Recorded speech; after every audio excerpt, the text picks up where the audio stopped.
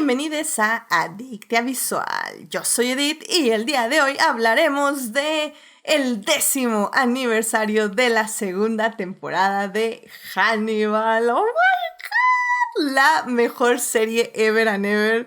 La verdad sí, o sea, para mí personalmente Hannibal es la mejor serie que he visto en mi vida y creo que nunca nadie la va a poder quitar, sinceramente. Y sobre todo porque eso, ya pasaron 10 años de su estreno y en serio yo sigo viendo esta serie y sigo así como, oh my God, me sigo emocionando, sigo gritando emoción.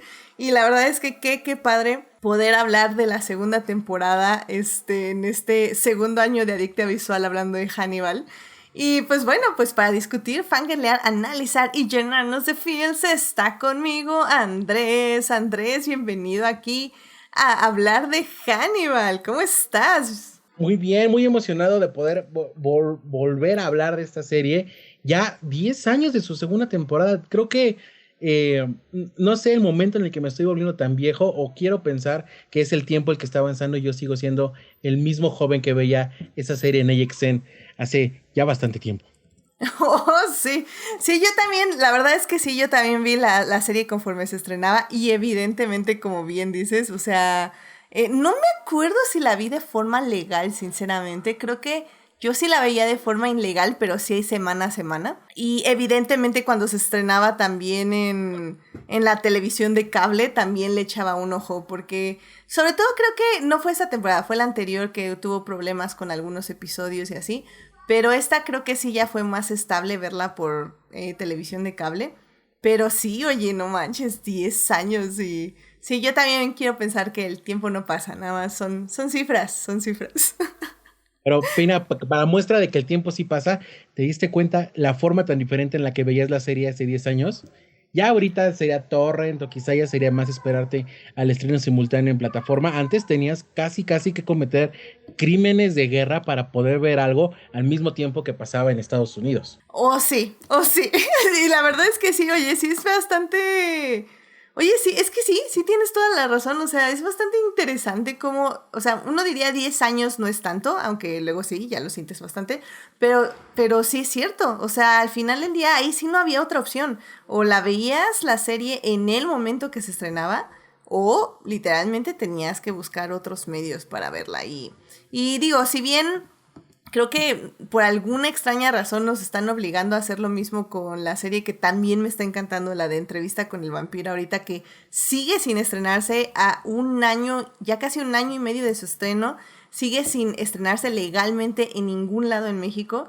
O sea, bueno, en el caso de Hannibal, pues en ese entonces pues sí era bastante complicado verla de otra forma. Y bueno, pues también igual para discutir aquí sobre esta serie también está Carol de regreso con nosotros. Carol, ¿cómo estás? Bienvenida al programa. Oli, bien, yo tengo que confesar que yo sí la veía por medios alternativos. Sí, sí, sí.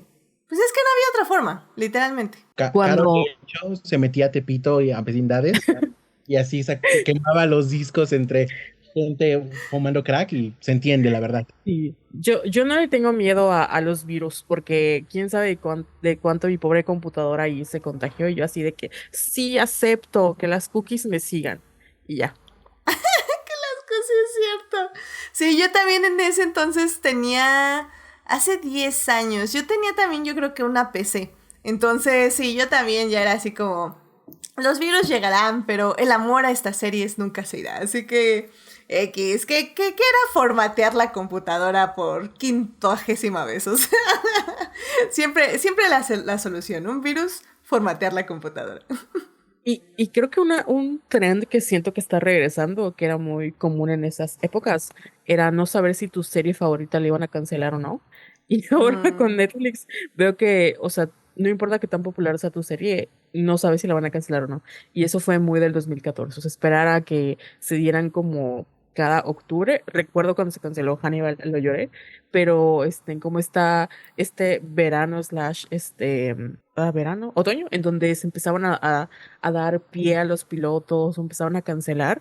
Todavía recuerdo ese sangrienta noche en donde la NBC le dio cuello a muchas de sus series y entre ellas se iba Hannibal. Sí, claro, que eso fue justamente en la tercera temporada y Y sí, o sea, digo, hay mucho que discutir, sobre todo ahorita cómo Netflix está manejando todo esto, porque, no sé, o sea, siento que sí era incierto en ese entonces, pero siento que ahora se siente aún más incierta, o sea, el futuro de muchas series. O sea, no, creo que a veces incluso ha habido análisis sobre la desconfianza de las nuevas generaciones de que ya no quieren ver nada nuevo, no porque no les guste ver series nuevas, sino porque saben que evidentemente no van a llegar ni a segunda temporada. Entonces se ha formado como una falta de confianza de las audiencias para ver cosas nuevas, lo cual las ha llevado a ver series viejas. Y creo que en general, incluso si ustedes nunca han visto Hannibal, y a pesar de que, como dice ahorita Carol, la cancelaron en su tercera temporada, la verdad es que ahorita les vamos a decir porque al menos yo pienso que Hannibal sí es una serie redonda, a pesar de que seguimos insistiendo que haya una cuarta temporada. Creo que no les va a decepcionar en sí. Entonces, a pesar de que la cancelaron en la tercera temporada, siento que es una serie muy, muy redonda que pueden retomar en este matadero de series que ni siquiera nacen y ya están muriendo. Así que, en fin. Pero bueno, justamente de ello vamos a hablar ya más, un poquito más adelante en el programa. Pero pues ya saben, querido público, que si se quieren unir a la conversación, estamos en Twitch en vivo los lunes 9:30 de la noche y los miércoles en YouTube y en todas las plataformas descargables. Muchas gracias a nuestros mecenas Marce y Melvin por patrocinar este bonito programa en Patreon. Si quieren ser adictas como ellas, vayan a Patreon a suscribirse. Y bueno, querido público, antes de seguir hablando, porque no, ya entramos con todo aquí este programa, pero justamente antes de hablar de esta serie, primero, evidentemente, tenemos que salvar lo que amamos.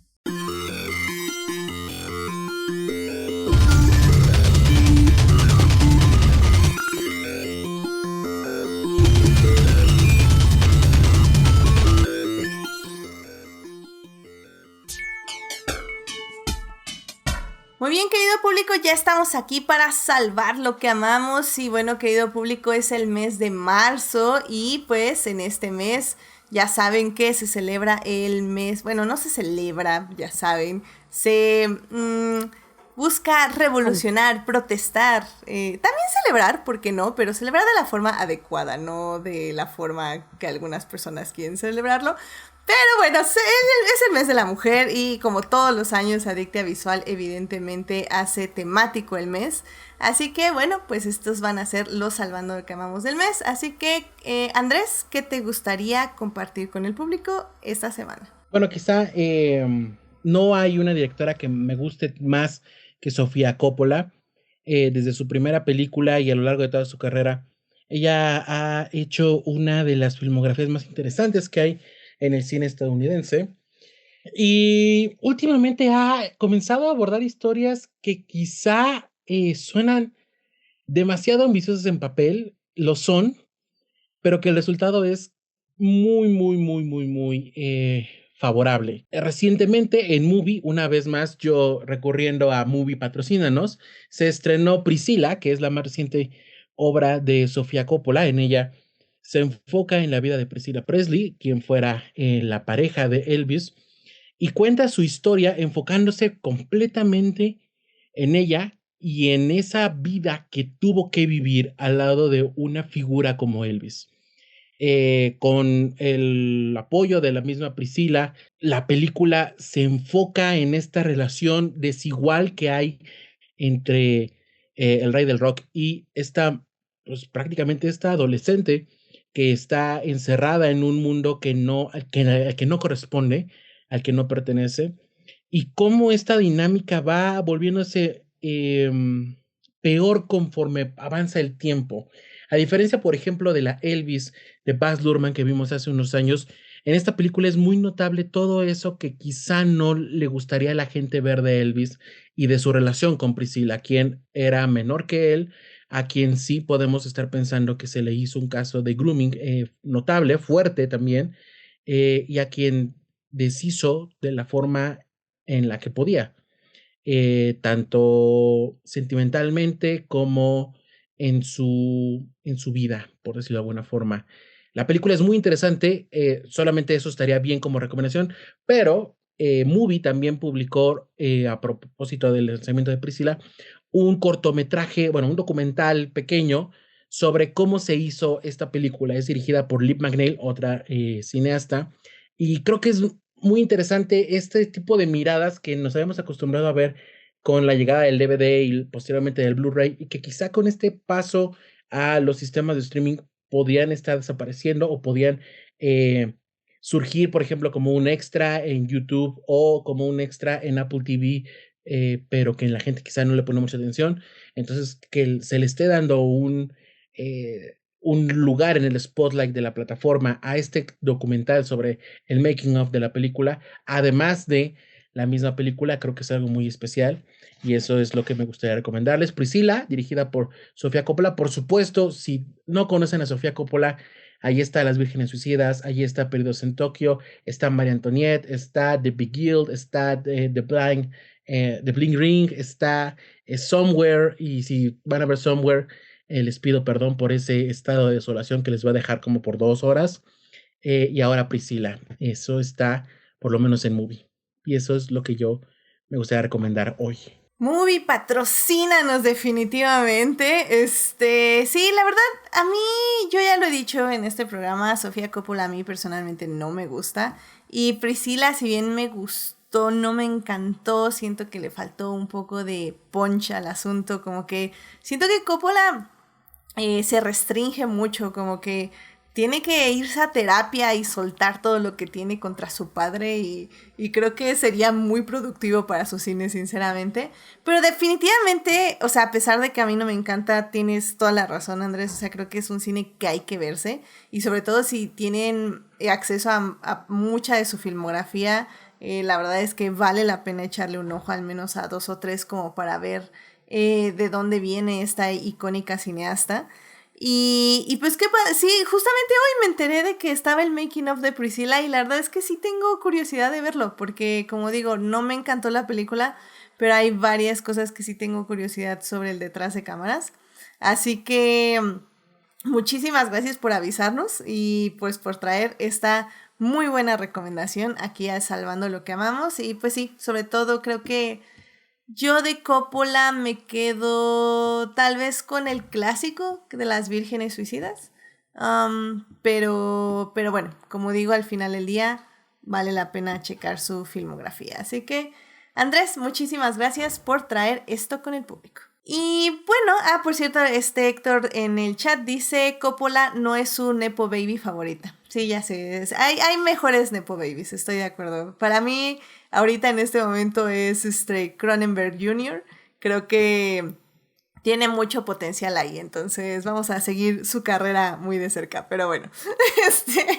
Vale, Carol, ¿a ti qué te gustaría compartir con el público esta semana? Pues ya saben que yo siempre recomiendo K-dramas y me encanta el como Joanna Stones de las comedias románticas y les quiero recomendar un K-drama que está escrito por una mujer que se llama Kwon De-un. O sea, la escritora se llama Kwon De-un y el K-drama se llama WWW Search, así tal cual, WWW Search, o igual pueden poner Search dos puntos www, lo pueden ver en Viki. Y lo que me gusta de esta serie básicamente se centra en la vida de 3 mujeres como, entre comillas, de mediana edad, porque son mujeres ya adultas como en sus 30 y tantos, 39, 40, y las tres están compitiendo entre ellas porque trabajan para los buscadores más grandes de Corea, ¿no? Entonces, es un romance, pero no es un romance per se, es más acerca de los objetivos, los goals, los miedos y sobre todo la amistad y la enemistad que hay entre estas 3 mujeres, de cómo de alguna u otra manera hay estos resentimientos y al mismo tiempo admiración, como de que, digo, una es jefa de la otra, una fue su mentora, entonces se centra muchísimo en la complicada relación que tienen estas 3 mujeres y cómo a pesar de que se respetan y se admiran, también se reconocen como enemigas y al mismo tiempo cuáles son los límites que ellas están dispuestas a cruzar en su proceso de una acabar con la otra, sin obviamente ser misóginas en el intento. Y no lo parece, pero la manera en la que, por ejemplo, se atacan entre ellas sí es muy cuidadosa. Yo sé que parece así como, wow, un megadrama, pero en realidad es muy divertido. Hay un elemento de romance para cada una de las tres.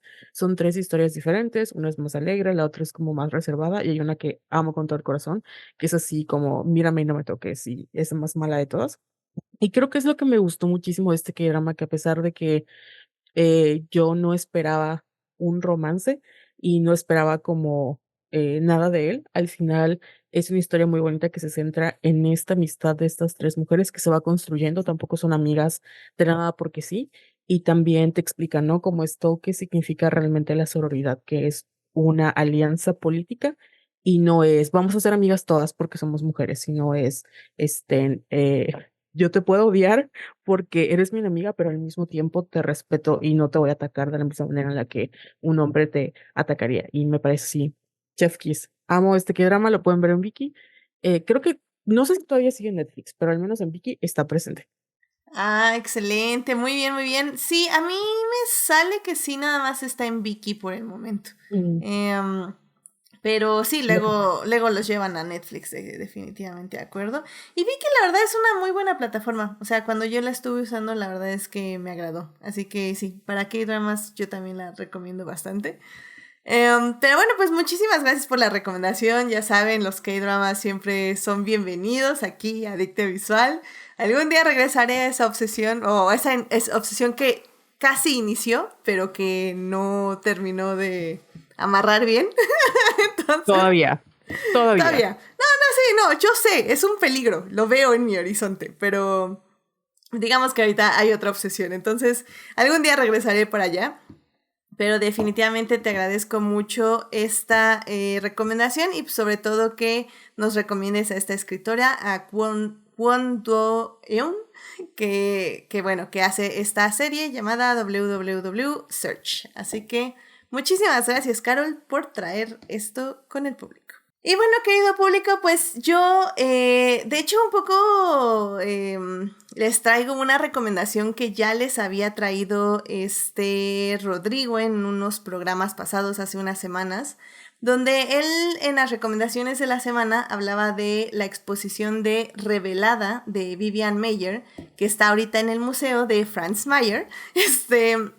Y yo ya había planeado ir, sinceramente, y tuve justamente la oportunidad de ir a esta exposición.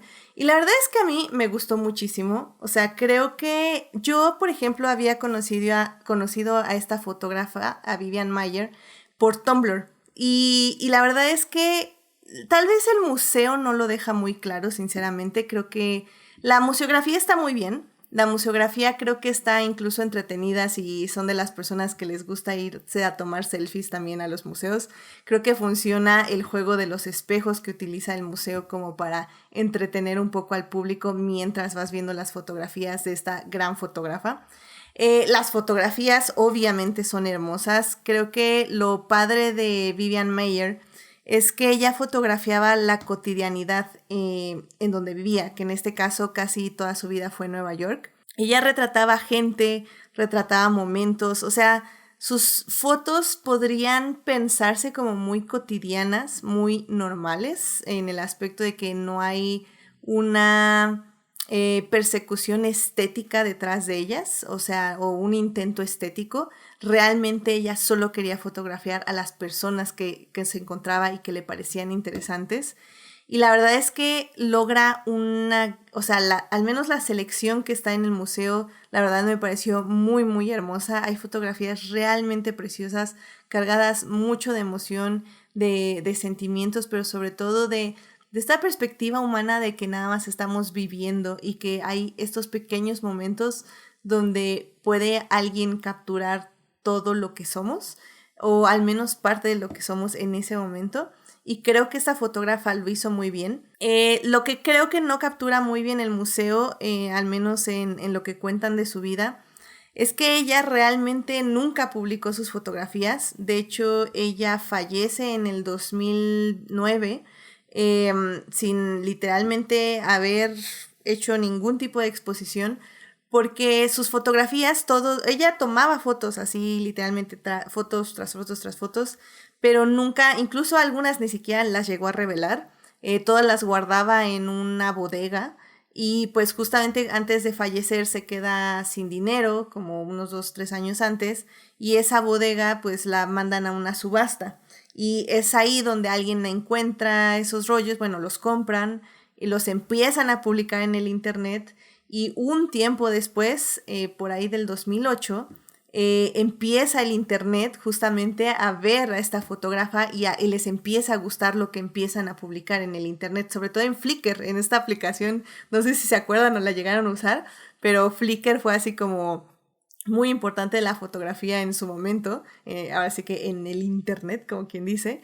Y pues la persona que compró estas fotografías las puso en Flickr y la gente le empezó a gustar.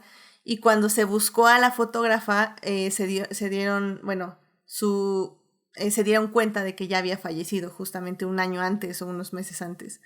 Entonces, pues es muy triste en ese aspecto, en el aspecto de que ella nunca supo lo muy queridas que fueron todas sus fotografías, pero al mismo tiempo un poco creo que le da ese sentido a su fotografía en el aspecto de que ella fotografiaba para ella misma, no fotografiaba para ninguna persona, ni siquiera para ella ver las fotografías, ella nada las tomaba porque quería tomarlas, y que tenía un ojo estético muy hermoso y realmente cargado de esa curiosidad humana que a mí me encanta. Y pues nada, o sea, creo que ella fue niñera toda su vida, viajó en algún punto de su vida también a muchos países y de hecho hay una colección también de Francia que se está exhibiendo en el museo, que también está bastante linda, pero creo que su trabajo más fuerte es el de Nueva York y es donde se aprecia más la gente, sobre todo también hay fotografías muy lindas de niñas, que justo eran las familias que ella cuidaba. Entonces hay algún material filmográfico de su cámara de 8 milímetros y de 16 milímetros, creo. Está terriblemente restaurado, es un VHS pasado transcodificado de forma horrible, así cero, ahí sí, tache para mí 100% el asunto ahí, pero bueno, se aprecia lo que ella le gustaba grabar y lo que ella veía a través de su cámara, sobre todo en movimiento, y hay una sección en el museo también de cuando ya empezó a fotografiar a color, que ya fue muy tarde en su vida. Entonces, la verdad vale muchísimo la pena, creo que me costó como 100 pesos, ahorita no me acuerdo la entrada, pero en general el Museo Franz Mayer a mí me gusta mucho en general. Creo que hay también una exposición de Notre Dame, ahorita si la quieren ir a ver, que me pareció que también se veía muy interesante. Yo no entré a esa, pero desde lejos se veía muy interesante y la calidad de las imágenes se veía increíble. Eran como proyecciones. Pero al menos, si nada más van a esta exposición revelada Vivian Maier, creo que vale muchísimo la pena. Las impresiones de las fotografías que hicieron son muy hermosas, la verdad les quedaron muy muy bien y vale mucho la pena. Todas las fotografías de ella, como digo, las pueden encontrar en el internet porque ahí fue donde se dio a conocer su fotografía, pero creo que también le da algo más ver las fotografías en vivo, sobre todo porque este tipo de impresiones es muy hermoso, o sea, realmente la fotografía digital perdimos algo, sinceramente. O sea, yo sí soy de la creencia que en la fotografía digital estamos perdiendo esa calidad tan hermosa que es una fotografía en film. Y, ay, me dieron unas ganas de sacar mi cámara, o sea, en serio, sacar mi cámara, tomar fotos, tanto por esta exposición como por la película de Perfect Days. Así que, pues no sé, o sea, vayan a verla, vayan a la exposición. Vale muchísimo la pena, pero sobre todo conozcan a esta fotógrafa, que realmente creo que vale mucho la pena ver a través de sus ojos Nueva York en la época donde tomó estas fotografías o donde suponemos que tomó algunas fotografías porque otras no tienen ni fecha ni lugar, pero realmente son muy muy hermosas, así que vayan a ver la exposición de Revelada Vivian Maier en el Museo de Franz Mayer. Y bueno, pues justamente dice Héctor en el chat que todavía utiliza Flickr y que fotografiar gente así es algo que nunca he podido hacer. Yo en parte, pero no, definitivamente no de la forma que Vivian Maier, porque ella incluso se dice que hablaba mucho con la gente que fotografiaba y sí la llegaba a conocer, y es algo que efectivamente yo jamás he podido hacer. Entonces, y aparte sí, a mí también me da pena fotografiar gente, porque pues es como un poco sin su consentimiento, sobre todo si no les estás preguntando, como ella lo hacía. Entonces sí, yo tampoco puedo, pero ella sí podía y lo hizo increíble, porque aparte, como digo, convivía con la gente. Así que vayan a ver, vayan a la exposición. La verdad funciona muy muy bien, está muy hermosa. Y si no, en Tumblr o en Flickr definitivamente pueden encontrar su trabajo. Así que bueno, querido público, pues ya con eso terminamos esta muy bonita sección y nos vamos ahora sí al tema que nos concierne, que me emociona muchísimo. Así que, bueno, querido público, pues vámonos ya a hablar de series.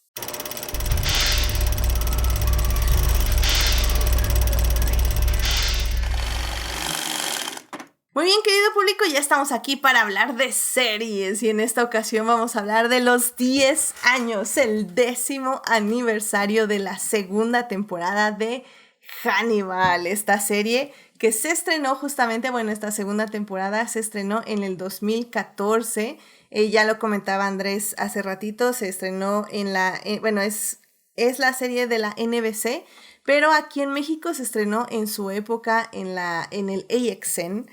Ahí estuvimos viendo esta serie, quienes la pudimos disfrutar hace 10 años.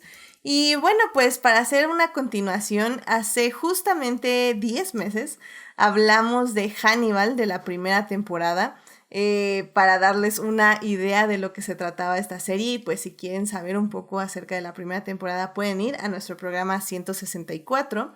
También tuvimos un Mini Adictia justamente con Andrés en Mini Adictia 22, donde también hablamos de Hannibal, un poco ahí ya un poquito más resumido, si nada más quieren saber así rápidamente de qué se trata la serie. Y bueno, pues esta segunda temporada está otra vez protagonizada por Hugh Dancy como Will Graham y Matt Mikkelsen como Hannibal, junto con el resto del reparto que regresa como Lawrence Fishburne o está Etienne Park o Caroline Davernas, que regresan también en esta segunda temporada. Realmente las 3 temporadas es un cast muy estable. Aquí sí no hubo tantas cambios o recast. Realmente aquí no hubo nada de eso. Fue una serie bastante estable en ese aspecto. Y bueno, pues justamente para hablar de la serie, en la primera parte les vamos a hablar un poco de qué se trata la segunda temporada sin spoilers, como la vibra en general que nos dejó, las reflexiones tal vez que en estos 10 años que nos sigue causando la serie, más bien después de 10 años de haberse estrenado. Y pues en la segunda parte ya vamos a hablar de la segunda temporada con spoilers mucho más específicos.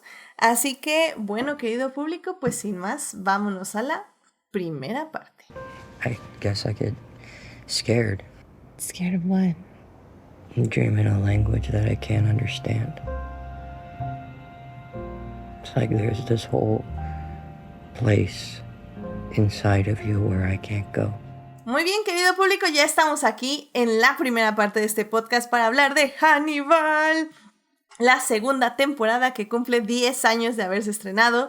La serie se estrenó el primer episodio de la segunda temporada el 28 de febrero del 2014. Es por ello que ahorita estamos hablando de la serie y pues terminó justamente el 23 de marzo de ese mismo año, del 2014. Son en total 13 episodios los que componen esta segunda temporada y ahorita mismo la pueden ver en Prime Video. Ahí están las 3 temporadas y la verdad es que aprovechenlo porque la verdad es que, como yo decía al inicio de este podcast, o sea, para mí Hannibal es mi serie favorita ever and ever. Está en el primer lugar desde siempre porque incluso, o sea, por ejemplo, no temí personalmente, que tal vez puse en aprieto a nuestras invitadas, pero yo la verdad ni siquiera quería hacer un rewatch en forma porque tengo tan presente esta temporada y la siguiente que, o sea, las veo son como mis comfort series. O sea, yo veo y veo estos episodios. Mi TikTok tiene como, o sea, muy seguido me trae escenas o recopilados o edits de la serie y sobre todo de la segunda temporada y la tercera. Realmente para mí Hannibal está así en fijo en mi iPad, no importa que no esté en Prime Video, ahí está en fijo en mi iPad. Realmente no es una serie que deje de ver en algún punto. Todos los años la estoy viendo, todos los años la estoy checando. Incluso me puse a ver algunos pedazos en YouTube antes de entrar al programa. Y, o sea, me sigue emocionando. Es que no puedo creer lo mucho que me emociona esta serie. Y pues bueno, realmente, Andrés, no sé tú qué le puedas decir al público sin spoilers acerca de qué te pareció esta temporada, esta segunda temporada en el momento que la viste, porque digo, recordemos, perdón, rápidamente, en la primera temporada, pues básicamente sabemos que Hannibal Lecter es un psicólogo, perdón, que le dan a su cuidado a Will Graham, que es básicamente una persona que puede empatizar con los asesinos y puede ver cómo asesinan, y él es contratado por la FBI pues justamente para atrapar a estos asesinos seriales, pero pues empieza a tener como problemas porque pues empieza a tener como está como, pues digamos como que se empieza a meter demasiado en la mente de los asesinos, aparte de que hay un asesino en específico llamado de Chesapeake Ripper que está causando problemas y que le está causando a Will problemas. Y nosotros sabemos que es Hannibal es el asesino. Y Hannibal también empieza a manipular a Will de forma en que la primera temporada termina en que Will es acusado de ser de Chesapeake Ripper. Y pues básicamente Will termina encerrado en un psiquiátrico, mientras que Hannibal termina libre, habiéndolo encerrado, y Will ya sabe que Hannibal es el asesino. Entonces, ahí se acaba la primera temporada, es como ¡ah!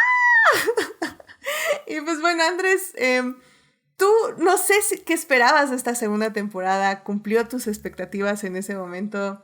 ¿Cómo te sentiste cuando viste la segunda temporada de Hannibal? Fíjate que mencionas algo muy interesante y creo que ahí podemos regresar a lo que habíamos platicado anteriormente. La primera temporada es un shock al momento de que te presentan esta historia y te presentan el contacto entre ambos personajes principales y comienzas a caer como en este juego de seducción peligroso, porque sabes que hay un peligro, sabes que hay un riesgo y sabes que esto va a acabar mal.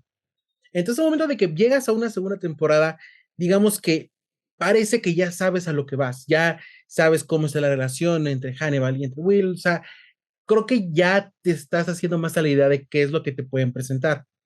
Y aún así, esta segunda temporada, con los poquitos episodios que son, porque recordemos que en ese entonces las temporadas eran más largas y o sea, por ejemplo, una serie como Lost llegaba a tener como 26 episodios.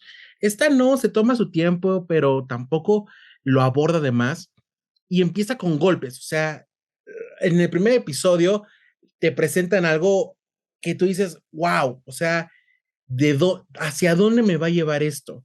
Sí, el final de la primera temporada es, ok, esto es lo que iba a pasar porque siempre pensaste que iba a pasar eso, porque eso es lo interesante de una serie como Hannibal y es interesante de cómo plantean la historia y cómo plantean a los personajes. Sabes que va a salir mal, sabes que la cosa, este juego que hay entre ambos va a resultar mal para uno y por lo regular para ese uno es a quien tú le irías en cierta forma, ¿no? El bueno de la historia, por decirlo de algún sentido, porque también creo que esta serie, y más en esta temporada, decide no jugar con las etiquetas convencionales y empieza a presentar a sus personajes, no solamente los que vienen de la temporada pasada, sino también algunos personajes nuevos, como con este halo de, si bien no misterio, sí de interrogantes sobre cómo van a ser, cómo van a reaccionar y en realidad qué son, porque tienen muchas capas y están construidos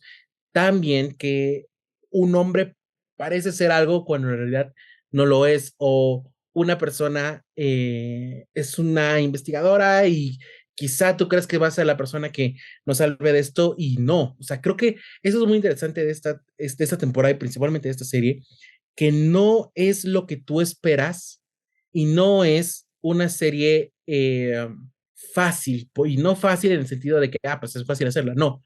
no es una serie fácil en el sentido en el que están presentándote algo muy complejo y te están seduciendo al mismo tiempo, te están envolviendo y te están metiendo en una atmósfera y te están atrapando, así como Hannibal es cautivador, la misma serie es cautivadora y te van atrapando y te van llevando en este juego de, ok, hay un asesino, ok, la segunda temporada, perdón, empieza con algo y luego nos vamos a un salto en el pasado. O sea, es muy interesante cómo está construida y cómo te va llevando a lo largo de sus episodios, porque no, como habíamos dicho en el episodio en el que abordamos la primera temporada, no es una serie ordinaria, no es una serie como las que se hacían anteriormente y no es una serie como las que se hacen ahorita, desafortunadamente. O sea, NBC, que es la productora que se aventó a hacer las primeras temporadas, en ese entonces era el mandamás en las series de comedia. Tenía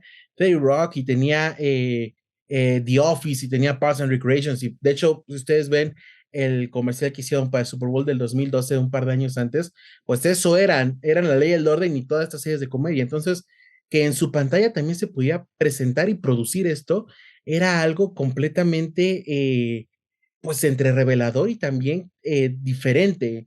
Y creo que incluso en una pantalla como la de AXN, en donde sí se alimentan de muchos lados y tienen como una atmósfera un poco más adulta y un poco más lúgubre, por decirlo de alguna forma, o tenebrosa, o oscura incluso, una serie como esta destaca por cómo está presentada y por cómo está, pues justo, como habíamos dicho en el episodio anterior, cada objeto, cada episodio es un platillo y es un platillo bien servido y es un platillo que te va a interesar. Esto metafóricamente, por supuesto, no en el sentido literal. Entonces, al momento de que me dices si cumplió con mis expectativas, creo que un proyecto de este tipo que no tiene una línea tan marcada en el sentido de que no va a ser lo mismo siempre, sino que constantemente va a jugar contigo y va a jugar con la historia, va a jugar con sus personajes, eh, no puede decepcionarte bajo ninguna circunstancia. Es ya sin abordar spoilers y sin mencionar a ciertos personajes y actores y actrices que aparecen en la serie en esta temporada, eh, tiene ese algo que te atrapa y te va a tener ahí y te está cautivando y entras en el juego y juega contigo para una vez más llegar al final de la temporada y quedarte en shock. No sé qué opinen. Ay, nice, nice, nice, nice. Me gustó esta idea de que no es lo que esperas. Porque creo que, digo, hay un chiste justamente en la comunidad de Hannibal, de los Fannibals, que la primera vez que ves la serie es es como un thriller de serial killers, ¿no? La segunda vez que ves la serie es una rom-com. La tercera vez que ves la serie es un romance. Entonces es como, o sea, la serie incluso conforme la vas volviendo a ver una y otra vez, va cambiando y va creciendo y como dices, es que los personajes son muy complejos. O sea, debajo de... Creo que lo único que yo podría decir de Hannibal, sobre todo ya a partir de la segunda temporada, que tal vez es algo negativo, es que a veces los diálogos tienden a ser un poco extravagantes, rimbombantes, tal vez es la palabra, pero incluso aunque no entiendas exactamente qué están hablando los personajes, que sí se entiende, pero si te da como flojera descifrarlo o algo, no sé, creo que en sí las dinámicas, la forma en que empiezan a evolucionar, como dice, la forma en que empiezan a mostrar las complejidades, hace que la serie sea muy, muy interesante, sobre todo porque esta segunda temporada, si bien la primera temporada es Hannibal manipulando a Will y Will literalmente cayendo en esta trampa, literalmente sin poder hacer absolutamente nada al respecto, la segunda temporada va a ser literalmente el reverso. Y creo que eso en general es muy interesante porque al inicio no sabes si Will lo va a lograr o cómo lo va a lograr o si en algún punto incluso cómo va a salir de la prisión en la que está o si va a salir de la prisión donde está. Entonces creo que que al final del día, como dices, es algo que no esperas. Y tú, Carol, no sé cómo tú sientes todo esto de la segunda temporada de Hannibal. Me da mucha risa que hayas mencionado el tema de la rom-com porque yo obviamente viví en Tumblr en esa época y una de las cosas que siento que pudimos observar más esta temporada también es el humor que tiene Hannibal. O sea, Hannibal es muy chistoso, él, consigo mismo, ya sabes, y creo que hay varios momentos como el icónico Hannibal de Cannibal, cuando creo que fue ay, se me olvidó el nombre, pero el personaje de Raúl Barba, o sea, creo que como espectador lo que mencionaba, nosotros sabemos quién es Hannibal y qué es lo que está haciendo. Y es un poco, me sentía como señora telenovela, así, no puede ser, no es posible que no lo vean. Pero es parte de, no como ir, tanto eh, tú como espectador como con los personajes, ir descubriendo en qué momento Hannibal va a flaquear. Porque también es eso, ¿no? Conforme él va siguiendo su travesía como asesino, descubriéndose a sí mismo, también va sintiéndose un poco más con este complejo de Dios y va empezando a fallar, ¿no? Entonces es como muy interesante ver en qué momento lo va a hacer o qué va a ser lo que lo va a llevar a su perdición. Y unos dirán que es el amor por Will, que yo sí lo creo, pero sí, vivirla fue muy icónico y a mí me pasó lo que tú mencionas. Digo, había momentos en donde no entendía lo que decían los personajes, pero creo que era como esta parte de tal vez hacerlo un poco como una metáfora en algunos diálogos que se veían así muy rimbombantes y que trataban de estar como en esta atmósfera de, no somos un thriller, o sea, más del montón, sino somos como así o un platillo fino, pero creo que al final se entiende. Y para mí esta es la mejor temporada. Por todo lo visual, creo que aquí están los mejores, ay sí, asesinatos, las muertes más impactantes, los personajes más desquiciados. Creo que es la segunda temporada como la joya de la corona. Definitivamente. Y es que digo, recordemos, querido público, si no escucharon el primer programa de Adicta Visual, y dicen, ¿cómo que asesinatos? No, yo no veo asesinatos. O sea, miren, Hannibal sobre todo se distingue por tener asesinatos muy hermosos o muy estéticos. No en el aspecto de que vemos cómo matan a la gente, que a veces sí, pero no siempre. Realmente vemos el resultado, donde la gente que muere es colocada de una forma hermosa que da una metáfora acerca de lo que el asesino quiere decir. Que a veces puede ser algo muy sencillo o luego puede ser algo muy complejo. Depende un poco de lo que esté en la trama en ese momento. Pero creo que al final del día eso también es algo que distinguió mucho a la serie.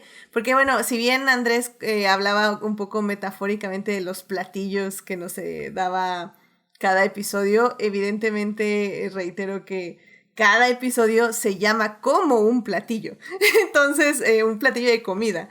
Entonces, realmente ahí también viene un poco esta metáfora de que Hannibal, caníbal, pero que al mismo tiempo estamos viendo estos asesinatos que pues evidentemente son estéticamente hermosos y que también tengan en cuenta que Hannibal les va a parecer tal vez una serie muy oscura en el aspecto visual, de que no hay como mucho color, o bueno, más bien hay mucha oscuridad en la imagen, pero esto también se debe un poco a que justamente como esta serie pasaba en la NBC es un canal relativamente familiar, entonces justamente no podía haber como tanta sangre o asesinatos, entonces para pasar la censura todo lo bajaban un poco en contraste para que como que no se viera, al mismo tiempo de que obviamente se veía todo.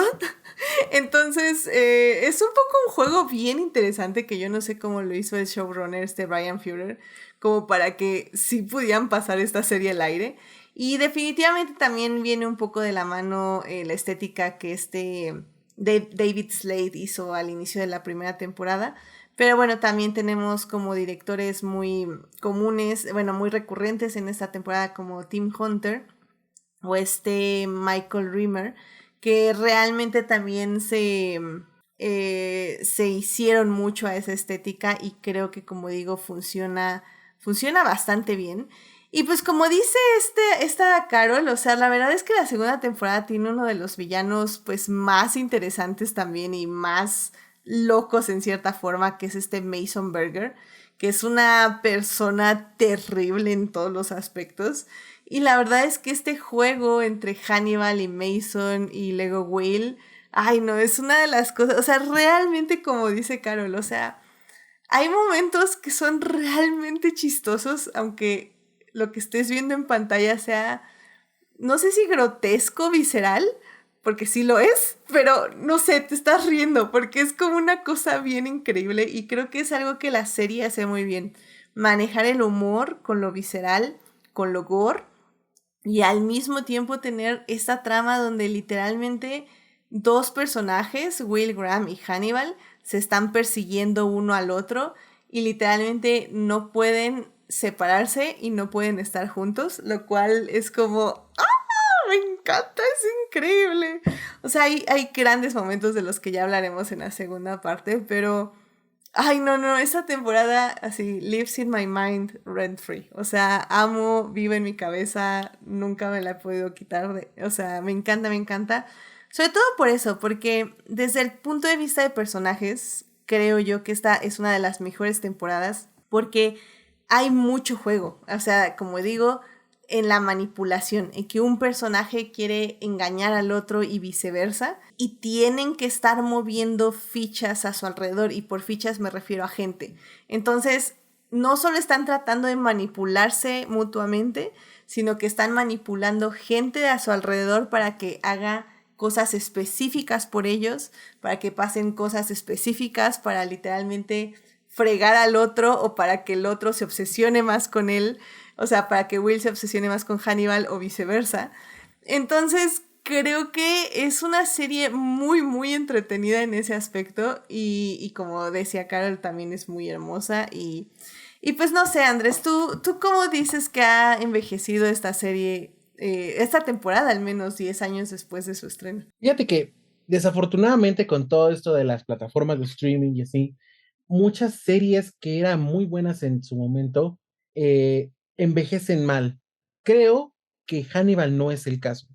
Creo que la estética que propone y la forma en cómo plantean la historia y la desarrollan, no precisamente era tan diferente en su época que incluso ahorita se mantiene como algo diferente o como algo que está lejano al tipo de formas en cómo lo llevan en series de Netflix o de Amazon Prime o de Showtime o de Hulu.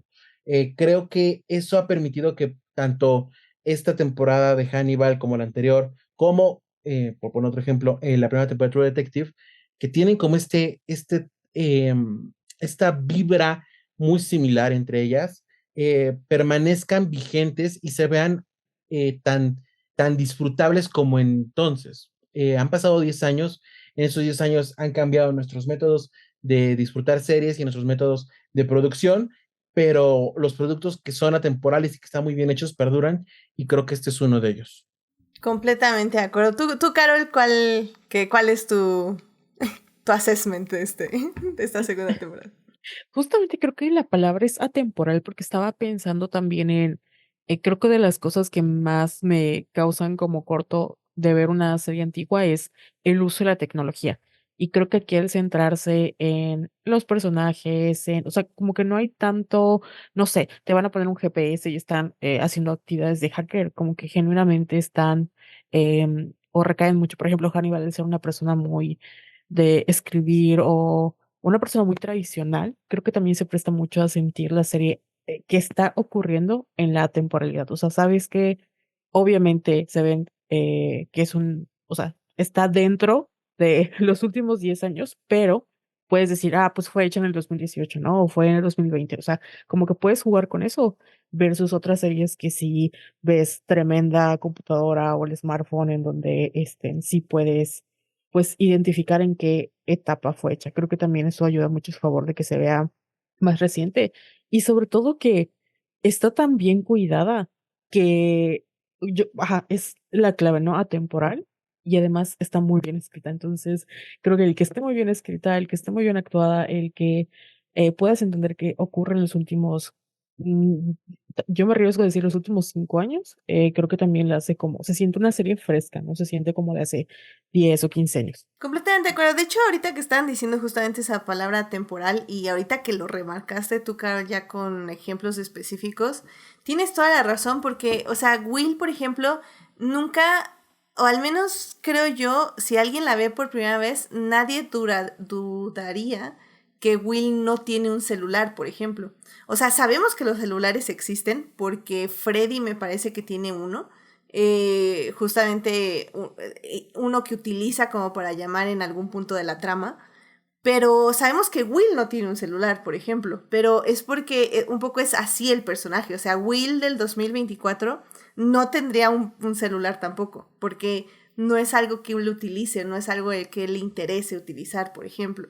Entonces, o sea, creo que con lo que dicen es muy cierto, o sea, si hay atisbos de tecnología, porque pues literalmente hay personajes que la usan, pero realmente los personajes principales, los que nos interesan como Will y Hannibal, como dicen, son personajes atemporales, que por la forma en que son, por la forma en que tratan al mundo y por la forma en que conviven con el mundo, tienden a no ser como las demás personas o vivir en la misma tecnología. Incluso la forma en que Hannibal tiene actividades recreativas habla mucho de esta estética clásica, de lo que es como la apreciación del arte por el arte, que es ir a ver pinturas, escuchar música en vivo, asistir como a estas galas, o sea, y realmente no es algo que conviva con la tecnología per se, ¿no? Como muchas personas ahora lo hacemos.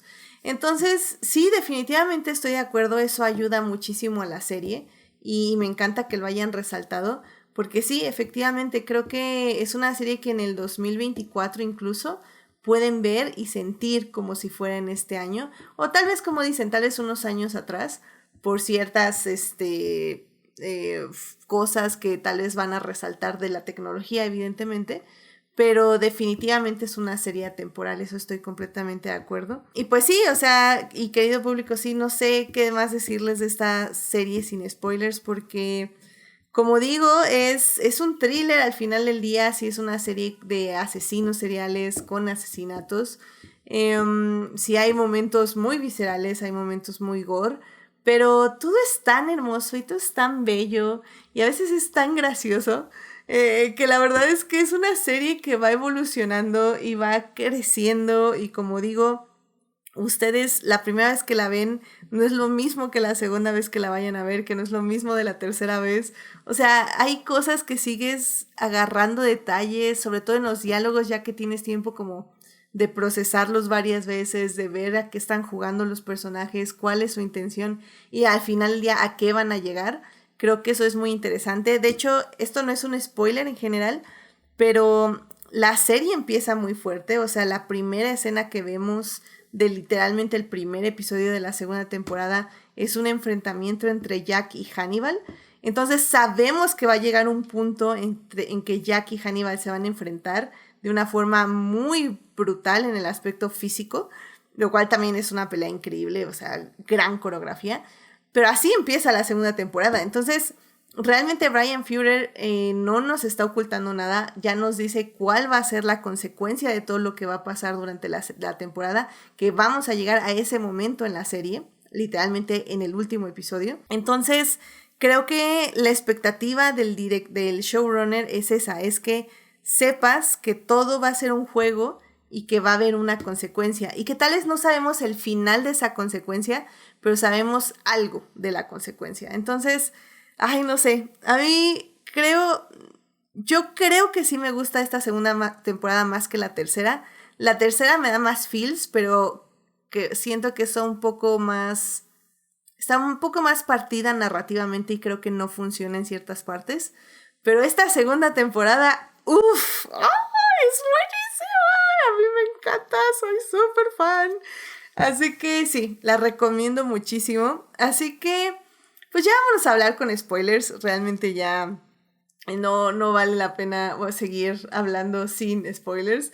Así que bueno, querido público, si quieren saber spoilers, acompáñenos a la segunda parte. Pero si no, quédense aquí, vayan a ver a Hannibal segunda temporada en Prime Video. Obviamente véanse la primera temporada porque creo que vale, o sea, no tiene mucho caso que le entren así a la segunda sin saber un poquito al menos de los personajes, de cómo Hannibal juega con la mente de las personas y quién es Will también sin Hannibal y luego quién es Will con Hannibal. Creo que es muy importante la primera temporada en ese aspecto. Pero vean la primera temporada y luego vean la segunda temporada y únanse con nosotros a esta plática. Así que, bueno, querido público, pues vámonos a la segunda parte de este podcast.